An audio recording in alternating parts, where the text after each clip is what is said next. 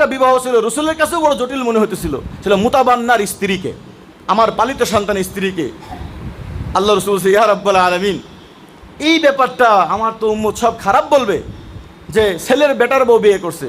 আল্লাহ বলছেন যে না, এই যে মানুষ খারাপ মনে করে, পালিত সন্তানকে নিজের বেটা মনে করে, আপনি তার বউকে বিবাহকে এটা বুঝাই দিবেন যে পালিত সন্তান কোনো সময় আপন সন্তান হয় না, পালিত সন্তানই থাকে, আর পালিত সন্তানের স্ত্রীকে বিবাহ করা যায় এই বিধান আপনি করতে হবে। আল্লাহ রসুল বলে, আল্লাহ আমি কি করুম? আল্লাহ আসমান থেকে বলে দিয়েছেন বিয়ে আমি পড়াই দিছি। অনেকে আমাদের হুজুর হাফেজা আলেমা লাগবে। আমি বললাম, ভাই শোনেন, বিয়ের ক্ষেত্রে আমি এটা নিয়ে আলোচনা করবো ইনশাল্লাহ জোহরের পরে। বিয়ের ক্ষেত্রে ভাই আপনি হাফেজা আলেম খুঁজেন না, আল্লাহ রসুল যেটা বলছেন ওটা খুঁজেন।